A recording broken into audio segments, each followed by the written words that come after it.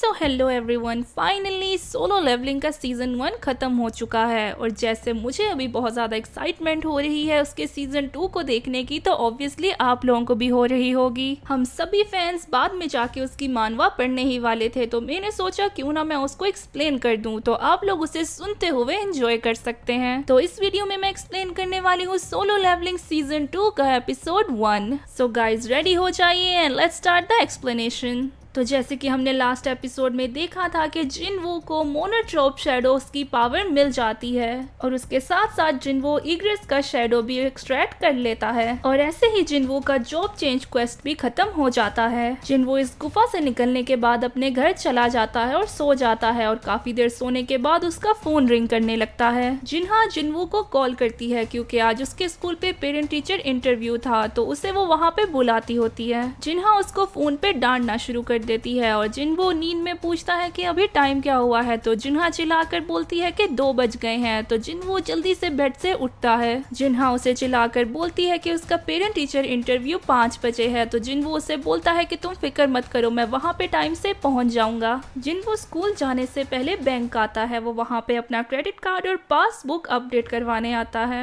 जिनवू अपना पासबुक उस एम्प्लॉय को देता है और वो एम्प्लॉय उसके पासबुक को अपडेट करना शुरू कर देती है और वो अपडेट करते हुए वो देखती है कि जिनवू के पास 1.4 बिलियन है और फिर वो उससे पूछती है कि आखिर सर आप करते क्या हैं। तो जिनवू उससे बोलता है कि मैं एक हंटर हूँ। फिर वो कहती है कि हाँ, मैंने सुना है कि हंटर काफी पैसे वाले होते हैं, लगता है ये काफी हाई रैंक के हंटर हैं। फिर वो लड़की मौके पे चौका मारते हुए जिनवू को बैंक के इन्वेस्टमेंट पॉलिसीज के बारे में समझाना शुरू कर देती है, पर जिनवू उसे साफ साफ मना कर देता है। उसके बाद जिनवू काफी सच धज के जिन्हा के स्कूल पे जाता है और जिन्हा उसे देखकर कहती है कि आखिर तुम हो कौन, असली वाला जिनवू कहाँ पे है। तो जिनवू उसे बोलता है कि क्या हुआ, मैं अच्छा नहीं लग रहा। जिन्हा कहती है कि मेरा मतलब है कि इतने थोड़े वक्त में कोई कैसे इतना चेंज हो सकता है। तो जिनवू बोलता है कि आज तुम्हारे यहाँ पे पेरेंट टीचर इंटरव्यू है, तो मैंने सोचा थोड़ा सज धज के आना चाहिए मुझे। पर जिनवू जैसे ही स्कूल में एंट्री मारता है, वहाँ की सारी लड़कियां जिनवू को देखकर पागल हो जाती हैं और उसी के बारे में बात करना शुरू कर देती हैं। जिन्हा उसकी पॉपुलैरिटी देखकर उसे पूछती है कि अरे हाँ, तुम तो कल रात घर ही नहीं आए थे और वैसे तुम्हारी कोई गर्लफ्रेंड भी नहीं है ना, तो क्या मैं तुम्हें किसी हाई स्कूलर के साथ सेट कर दूं। तो जिनवू उससे सबक सिखाने के लिए उसके गाल खींचना शुरू कर देता है। उसके बाद जिनवू जिन्हा के होम रूम टीचर के ऑफिस में चला जाता है और उसकी टीचर ये देखकर बोलती है कि अरे मुझे तो पता ही नहीं था कि जिन्हा का इतना हैंडसम भाई भी है। और फिर हमें पता लगता है कि जिनवू भी इसी स्कूल में पढ़ा था, पर उसने इस टीचर को कभी नहीं देखा। फिर वो दोनों बैठकर जिन्हा के बारे में बात करना शुरू कर देते हैं। जिन्हा की टीचर बोलती है कि जिन्हा बहुत ही ब्रिलियंट स्टूडेंट है और वो बाकी सारे स्टूडेंट्स की इंस्पिरेशन भी है। और हमें ये भी सुनने को मिला है कि जिन्हा हाई स्कूल के बाद मेडिकल स्कूल में जाना चाहती है। उसके ग्रेड्स काफी अच्छे हैं, तो उसके ऊपर ज्यादा प्रेशर मत डालिए। और वैसे मैंने सुना है कि आप एक हंटर है, तो अगर हीना के अंदर भी हंटर की पावर्स आ जाए तो क्या आप उसे हंटर बनने देंगे। ये बात सुनते ही जिनवू उसे मना कर देता है। तो उसकी टीचर उससे बोलती है कि ये मैंने आपसे इसलिए पूछा क्योंकि उसी की क्लास की लड़की एक हंटर बन गई है और उसने स्कूल आना बंद कर दिया है। अगर ये सब कुछ ऐसे ही चलता रहा तो हमें एक्शन लेना पड़ेगा, क्योंकि अगर उसे हंटर बनना भी था पर उसे अपनी ग्रेजुएशन कंप्लीट करनी चाहिए थी। इसके बाद जिनवू उसका रैंक पूछता है, तो उसकी टीचर बोलती है कि मुझे हंटर्स के बारे में ज्यादा नहीं पता, पर मुझे ये बस पता है कि वो सबसे लोवेस्ट रैंक की हंटर है। जिनवू ये बात सुन के समझ जाता है कि वो एक ई रैंक हंटर होगी और उसे ये भी पता होता है कि ई रैंक हंटर के ऊपर कितनी ज्यादा मुश्किलें होती हैं। वो टीचर कहती है कि आप मेरा एक काम करेंगे, क्योंकि वो जिन्हा की दोस्त है, तो आप क्या उसे कन्विंस कर सकते हैं कि वो पहले अपनी ग्रेजुएशन कंप्लीट कर ले। और हाँ, उस लड़की का नाम है हान सोंगी। जिनवू ये नाम सुन के बहुत ज्यादा शॉक्ड हो जाता है। और फिर शाम हो जाती है और हमें दिखाया जाता है कि बिल्डिंग से एक लड़की बाहर निकलती होती है। ये वही लड़की होती है जो जिन्हू की स्ट्राइक टीम में भी हिस्सा लेती है। तभी जिन्हू उसी बिल्डिंग के बाहर खड़ा वेट कर रहा होता है। वो उससे बोलता है कि दुनिया काफी छोटी है, मुझे यकीन था कि तुम मुझे यहाँ पे ही मिलोगी। वो लड़की उसे देख के काफी ज्यादा शॉक्ड हो जाती है और बोलती है कि आप कौन है मिस्टर, क्या आप वही हैं जिनसे टीचर मुझसे बात करने को बोल रही थी। उसके बाद जिनवू अपने फोन में उसकी और जिन्हा की फोटो निकालता है और उससे पूछता है कि क्या ये लड़की तुम्हारी दोस्त है, और वो कहती है कि हाँ ये जिन्हा है, क्या आप जिन्हा के बड़े भाई हैं? वैसे मैं आपसे मिलने एक दफा हॉस्पिटल भी आई हुई हूँ और अब मुझे समझ आई कि मुझे टीचर आपसे बात करने को क्यों कह रही थी। मुझे नहीं पता स्कूल में क्या हुआ और टीचर ने आपको मुझे क्या कहने को बोला है, पर मैं ये हंटर की जॉब नहीं छोड़ने वाली और ना ही स्कूल में जाने वाली हूँ। जिनवू से बोलता है कि तुम जानती हो ना कि तुम एक ई रैंक हंटर हो और रेगुलर अटैक्स मॉन्स्टर पे काम नहीं आते, और लड़ने के लिए तुम्हें एक अच्छा मैजिकल वेपन भी चाहिए, और अगर तुम एक वेपन खरीद भी लो तो वो बहुत जल्द खराब हो जाएगा, और इसीलिए ई रैंक हंटर के लिए प्रॉफिट बनाना बहुत ज्यादा मुश्किल है। या फिर तुम उनसे बिना वेपन के लड़ने की कोशिश करोगी, और मुझे ये मत कहना कि तुम्हें कुछ पैसे मिल गए हैं इसीलिए तुम अब हंटर की जॉब नहीं छोड़ना चाहती। वो लड़की गुस्से में बोलती है कि आप मुझे यहाँ पे लेक्चर देने आए हैं, आप खुद भी तो एक ई रैंक हंटर हैं। जिनवू उससे कहता है कि मैं यहाँ पे लेक्चर देने नहीं आया हूँ। फिर वो लड़की कहती है कि आप यहाँ पे क्या करने आए हैं? वो कहता है कि मैं तुम्हें यहाँ पे कमाल की हंटर बनाने आया हूँ। और उसके बाद हमें एक एयरपोर्ट दिखाया जाता है और हमें वहाँ पे दिखाया जाता है कि वैंग दांगो ऑलरेडी साउथ कोरिया में आ चुका है और उसे वहाँ पे वेलकम करने के लिए हंटर एसोसिएशन वाले आए होते हैं। वैंग दांगो बोलता है, अरे देखो तो जरा यहाँ पे कौन आया है, तुम्हें काफी देर बाद मिला हूँ। वैसे हंटर एसोसिएशन का चमचा यहाँ पे क्या कर रहा है? वॉन जिनजुल कहता है क्योंकि आप एक ई रैंक हंटर हैं तो आपके आने की खबर हमारे तक पहले ही पहुँच गई थी, तो मैं यहाँ पे आपकी रखवाली करने आया हूँ। वैंग दांगो से बोलता है कि तुम अभी भी उनके चमचे ही हो, तुम्हारी जगह मैं होता तो चेयरमैन बन जाता। वैसे भी वो बूढ़ा बिना मदद के कुछ नहीं कर सकता। वॉन जिनजुल उससे पूछता है कि सर आप कितनी देर तक यहाँ पे रहने वाले हैं? वैंग दांगो बोलता है कि मैं ज्यादा देर तक नहीं रहूंगा, वैसे भी मुझे इस कंट्री में रहने का ज्यादा शौक नहीं है, एक बार मेरा काम पूरा हो जाए तो मैं यहाँ से खुद चला जाऊंगा। वॉन जिनजुल से कहता है कि आप अपनी कंट्री को धोखा देकर दूसरी कंट्री चले गए थे तो यहाँ पे आने का तो कोई मकसद जरूर होगा। पक्का ई रैंक हंटर सन जिनवू और डी रैंक हंटर यू जिनवू है ना? वैंग दांगो से बोलता है कि तुम एक सर्विस टीम के मेंबर हो तो तुम ऑलरेडी जानते ही होगे कि मैं यहाँ पे क्यों आया हूँ, तो तुम क्या करोगे? क्या तुम मुझे रोकने की कोशिश करोगे? वॉन्ग जिनजुल कहता है कि मैं तो बस अपना काम करूंगा। वैंग दांगो से कहता है कि मुझे तुम शुरू से ही पसंद थे जिनजुल, तुम मेरे साथ स्कार वेंचर गिल में आ जाओ, मैं तुमसे वादा करता हूँ कि तुम्हें वहाँ पे यहाँ से हायर पोजीशन मिलेगा। जिनजुल को वांग डेंगो की सारी क्रिमिनल रैकेट के बारे में पता था, पर गवाह ना होने की वजह से वो उसके खिलाफ कोई एक्शन नहीं ले पाए। फिर इसके बाद दोबारा हमें जिनवू के पास लेके जाया जाता है और उसके साथ वहाँ पे वो लड़की भी आई हुई थी।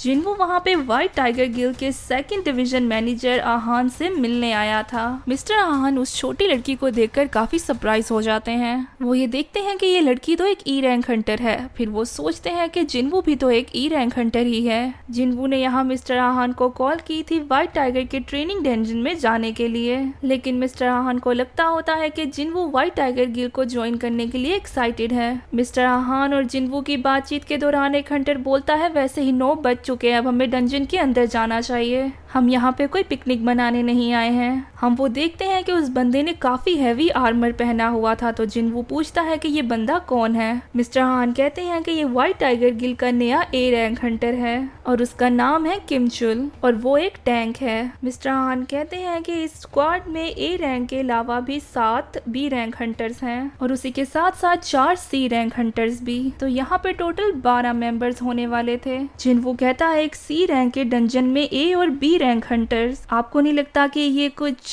मिस्टर हान कहते हैं बेशक ये सी रैंक का गेट हो, पर ये हंटर्स अभी भी नए हैं, वो लोग एक्सपीरियंस गेन करने के लिए ये कर रहे हैं। जिनवू पहले तो इस बात पे डिसएग्री करता है, फिर वो सोचता है कि ये सोनी के लिए एक अच्छा एक्सपीरियंस रहेगा, उसे ये पता चल जाएगा कि इस डंजन के अंदर ई रैंक हंटर्स कितने बेबस होते हैं। डंजन के अंदर एंटर करने से पहले मिस्टर हान का सेक्रेटरी जिनवू को कुछ कहता है। वो जिनवू को यहाँ पे साइड लाइन्स में रहने के लिए कहता है, क्योंकि अगर जिनवू अंदर जाके बग्स को मारता है तो ये डंजन काफी जल्दी टर्न हो जाएगा। और फिर सभी लोग एक एक करके डंजन के अंदर एंटर करते हैं और बाहर उस गेट का रंग लाल हो जाता है और जिनवू मन ही मन सोचता है कि ये सब क्या है, ऐसे लग रहा है कोई चीज मुझे अपनी तरफ खींच रही है, नहीं यहाँ पे कुछ तो गलत है, ऐसे ही किसी गेट का रंग चेंज नहीं होता, मुझे इस गेट के अंदर खतरा फील हो रहा है, मुझे जल्द से जल्द इस गेट से बाहर आना होगा। जिनवू जल्दी से गेट से अपना सर निकालता है और मिस्टर हान को कहता है कि आप जल्द से जल्द स्ट्राइक स्क्वाड को कॉल कीजिए।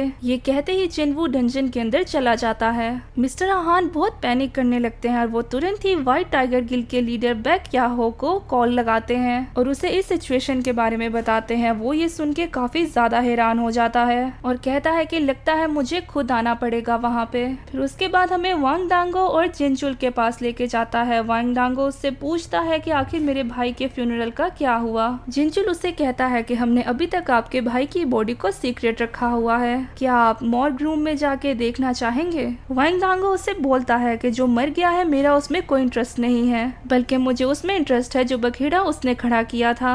जिनचुल उससे पूछता है तो अभी आपको कहाँ जाना है। वांग डांगो उससे बोलता है कि मुझे डंजन में ले चलो, मुझे उन बंदों को ढूंढना है जिन्होंने ये सब शुरू किया था। जिनचुल उससे कहता है कि कोरिया में बहुत सारे गेट्स हैं, आप उन्हें कैसे ढूंढेंगे। वांग डांगो उससे कहता है ये 21st सेंचुरी है और यहाँ पे कुछ भी मुश्किल नहीं है।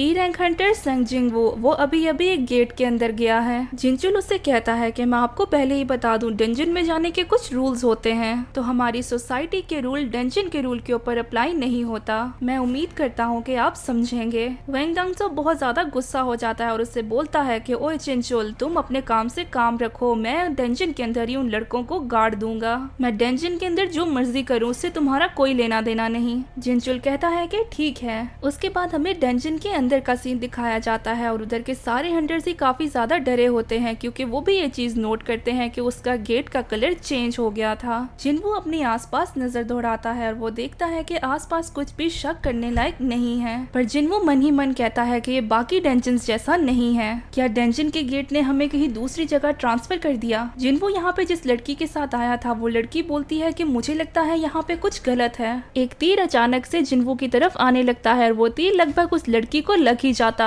लेकिन जिनवू उस तीर को पकड़ लेता है। उसके बाद बाकी हंटर्स के ऊपर भी वहाँ पर हमला होता है और वहाँ पे बाकी हंटर्स को कुछ लोग पेड़ पे खड़े हुए दिखते हैं और हमें देखने को मिलता है कि ये आइस एल्प्स होते हैं। जिनवू ने भी उनके आने का प्रेजेंस फील नहीं किया था। हंटर्स भी यहाँ पे पहली दफा ऐसे जीवों के साथ सामना कर रहे हैं। वो लोग इन्हें आइस एल्प्स कहते हैं, पर इन आइस एल्प्स को कुछ दूसरे नाम से भी जाना जाता है। इनके ब्रूटली हंटिंग करने की वजह से इनको आइस स्लेयर्स भी कहा जाता है। फिर हमें गेट के बाहर लेके जाया जाता है और हम देखते हैं कि वहाँ पे व्हाइट टाइगर गिल्ड के लीडर आ चुके होते हैं और वो इस गेट के अंदर एंटर नहीं कर पा रहे होते। फिर वो बोलते हैं कि आखिर ये क्या है, ये तो एक सी रैंक का गेट था, है ना। और मिस्टर आहान बोलते हैं कि हाँ सर, ये एक सी रैंक का गेट ही था। उनके लीडर उनसे पूछते हैं क्या तुमने एसोसिएशन को इस चीज के बारे में बताया। मिस्टर आहान कहते हैं कि मैंने उनको बताया, पर वो लोग इसे सी रैंक का गेट कह के इग्नोर कर रहे हैं। लीडर बैक यो ये सुन के काफी ज्यादा गुस्सा हो जाते हैं और वो कहते हैं कि ऐसा रेड गेट हमेशा हाई रैंक के डंजन में ही दिखता है। मुझे लगता है कि इस गेट के पीछे कोई दूसरी दुनिया है, यहाँ पे कुछ ना कुछ तो गड़बड़ है। इस गेट को देखकर तो ऐसा ही लग रहा है ये गेट ए या बी रैंक का ही होगा।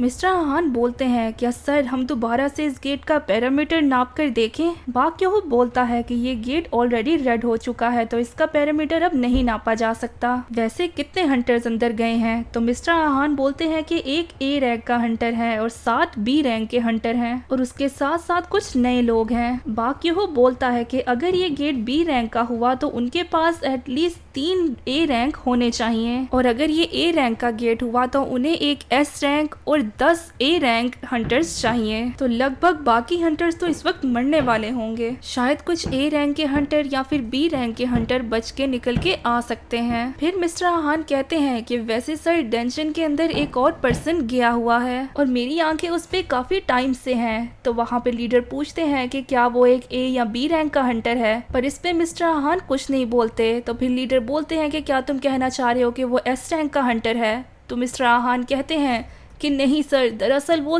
ई रैंक का हंटर है। फिर हमें वापस डंजन के अंदर लेकर जाया जाता है और हमें दिखाया जाता है कि वहाँ पे ऑलरेडी उनकी टीम में से कोई मर चुका था। जिनवू मन ही मन बोलता है कि ये लोग बहुत ज्यादा चालाक हैं, इन्होंने पहले से ही हमारी टीम के 2 कमजोर टीममेट्स को हरा दिया। अगर ये 2 महीने पहले होता तो मैं उनके तीर को नहीं डॉज कर पाता, लेकिन अभी मैं इन सबको अपने हाथों से मारूंगा। फिर उनकी टीम का इकलौता ए रैंक हंटर उनके सामने आता है और वो कहता है कि वैसे तुम लोगों ने नोटिस किया होगा कि हम इस वक्त रेड गेट के अंदर हैं और हम लोग नहीं जानते कि हम यहाँ से बच के जा भी पाएंगे या नहीं। रेड गेट का नाम सुनकर सब लोग बहुत डर जाते हैं। फिर जिनवू बोलता है कि रेड गेट एक ऐसा गेट है जो कि डंजन को एक दूसरे डायमेंशन के साथ जोड़ देता है। अगर एक बार भी हम रेड गेट के अंदर जाते हैं तो बाहर से कोई भी रेड गेट के अंदर नहीं आ सकता और हम लोग भी बाहर नहीं जा सकते जब तक हम इस डंजन को कंप्लीट नहीं कर लेते या फिर कोई डंजन ब्रेक ना आ जाए। ये बात सुनकर बाकी सब लोग और ज्यादा डर जाते हैं। तो हमारा एपिसोड यहीं पर खत्म होता है। अगर आप लोगों ने वीडियो एंजॉय की हुई तो इस वीडियो को लाइक करना और गाइस हमारे चैनल को सब्सक्राइब करना मत भूलना। तो मिलते हैं नेक्स्ट वीडियो में, तब तक के लिए बाय चिट चैटर्स।